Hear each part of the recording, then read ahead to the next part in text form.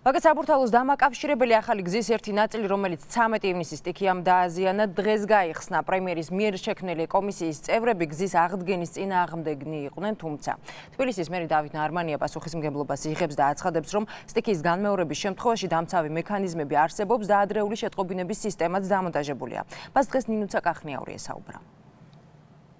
ჩვენ შეგვიძლია ვნახოთ ის მონაკვეთები, რაც უკვე გაიხსნა და დავათვალიეროთ. თამარაშვილის ქუჩიდან გმირთა მოედნის მიმართულებით გზა დღეს გაიხსნა.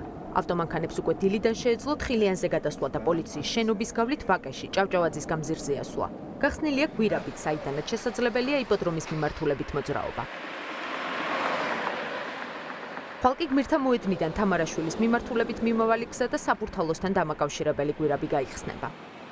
იმ ტერიტორიაზე, სადაც ყველაზე მეტად დაზიანდა ინფრასტრუქტურა და სადაც გვირაბი გასკდა წყლის ძლიერი წნევის გამო, ჩვენ ეს ტერიტორია მთლიანად ამოვიღეთ და გავაკეთეთ ხიდი. მოეწყო სანიაღვრე სისტემა, რითაც უხვინალექის შემთხვევაში წყლის ნაკადები გზაზე აღარ მოხვდება და მდინარე ვერეში ჩაედინება. თბილისის მერის თქმით, აღდგენილი გზა უსაფრთხოა და 13 ივნისის მსგავსი სტიქიის განმეორების შემთხვევაში დამცავი მექანიზმებიც არსებობს. რისკები მინიმუმამდე იქნება დაყვანილი. თუ მაინც, ასე ვთქვათ, საკმაოდ დიდი მოცულობით ნალექი მოვა, რა თქმა უნდა, ადრეული შეტყობინების სისტემა მოგვცემთ ჩვენ იმის საშუალებას, რომ გავაფრთხილოთ მოსახლეობა.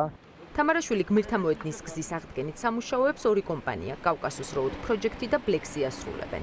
გზა არის ბეტონის საფარით, იცით, დაფარული 24 სანტიმეტრიანი ბეტონით, რომელიც შენარჩუნდა სტიქიის პირობებშიდაც კი და შემდგომშიდაც დიდი ხანი იმუშავებს. პრემიერის მიერ ვერესხეობის ინფრასტრუქტურის აღდგენითი სამუშაოების დაგეგმარების მიზნით შექმნილი კომისიის ნაწილი ახალი გზის აღდგენის წინააღმდეგი იყო.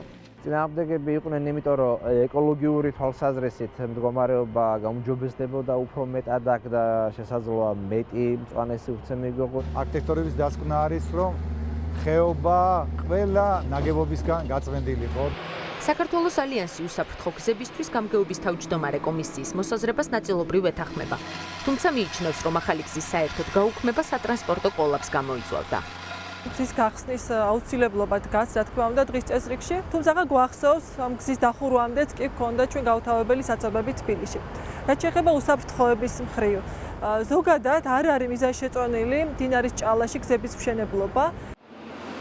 ვაკე საბურთალოს დამაკავშირებელი გზის სრულად აღდგენა რამდენიმე კვირაში დასრულდება.